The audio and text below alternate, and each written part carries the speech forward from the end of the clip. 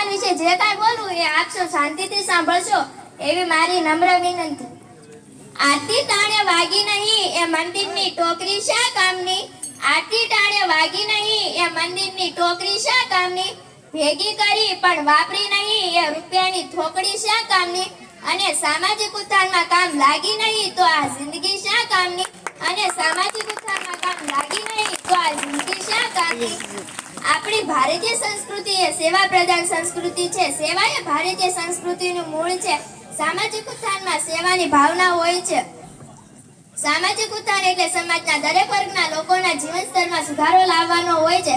સામાજિક ઉત્થાનમાં સમાજના નબળા અને પછાત વર્ગોને આર્થિક, શૈક્ષણિક, સાંસ્કૃતિક અને નૈતિક સ્તરે સુધારો લાવવાનો હોય છે.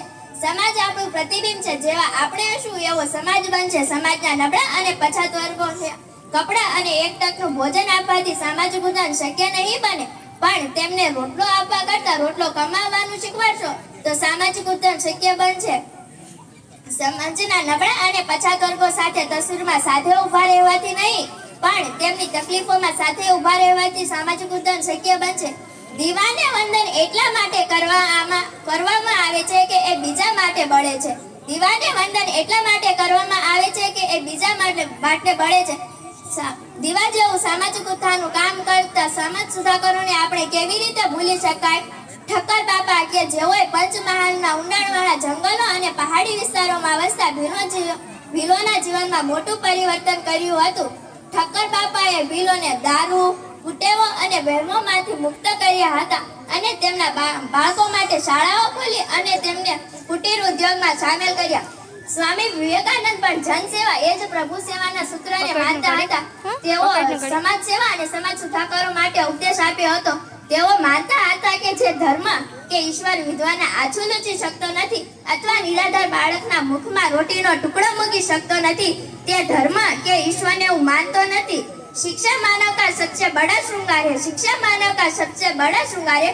इसके बिना जिंदगी बेकार है. इसके बिना जिंदगी बेकार है. સામાજિક ઉત્થાન માટે શિક્ષણ ખૂબ જ જરૂરી છે. સમાજના દરેક વર્ગના બાળકને ગુણવત્તાવાળું અને સસ્તું શિક્ષણ મળે એ ખૂબ જ જરૂરી છે. એટલા માટે સરકારે વિદ્યાલક્ષ્મી યોજના, સરસ્વતી લક્ષ્મી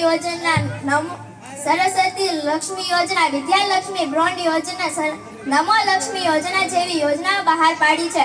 ડોક્ટર બાબા સાહેબે કહ્યું હતું કે આ દુનિયામાં ગરીબ એ કહેવાય છે કે જે ભણેલા નથી. આથી અડધી રોટલી ખાઈને પણ પોતાના બાળકને જરૂર ભણાવજો.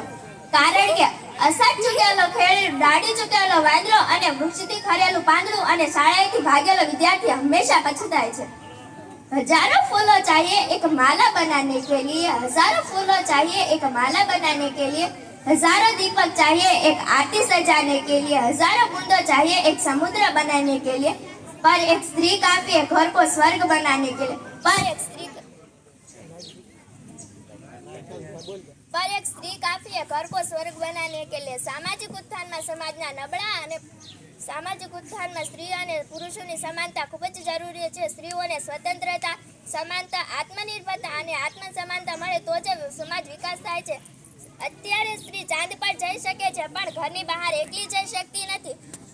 સ્ત્રી એ ત્યાગ અને સહનશીલતાની મૂર્તિ છે. જો સ્ત્રી સહન કરવાનું છોડી દે તો આ દુનિયામાં 90% પરિવાર બંધ થઈ જાય છે.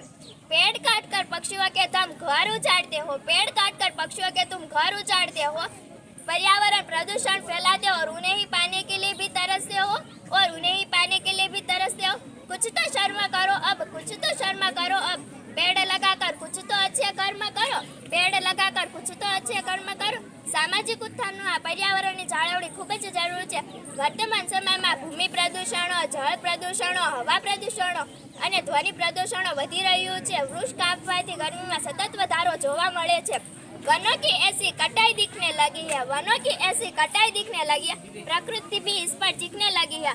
मानव जात ने एक ऐसा सर्वनाश किया है, मानव जात ने एक ऐसा सर्वनाश किया. अब तो ऑक्सीजन भी बिकने लगा है, अब तो ऑक्सीजन भी बिकने लगा है. થોડા સમય ઓક્સિજન આપવાવાળા ડોક્ટરને આપણે પૈસા આપી ભગવાન માનીએ છીએ, જ્યારે જીવનભર મફત ઓક્સિજન આપવાવાળા વૃક્ષોની આપણે કદર કરતા નથી. આથી વૃક્ષો વાવી પર્યાવરણ બચાવવું એ પણ સામાજિક ઉત્થાનનો જ એક ભાગ છે. અંતમાં મને શું મળશે એના કરતાં હું શું આપી શકું એ ભાવ જ સમાજને પ્રગતિ તરફ લઈ જાય છે. ચાલો હવે સામાજિક ઉત્થાન માટે જ્ઞાતિવાદ, કોમવાદ, જાતિવાદ, ભ્રષ્ટાચાર, દહેજ પ્રથા જેવી સમાજમાં રમાતી રમતોમાં સુધારો લાવી અને કબડ્ડીની જેમ એકબીજાના ટાટિયા ખેંચવા કરતા ખોખોની જેમ એકબીજાને આગળ વધવામાં ખો આપી. અસ્તુ. જય ભારત. આપણે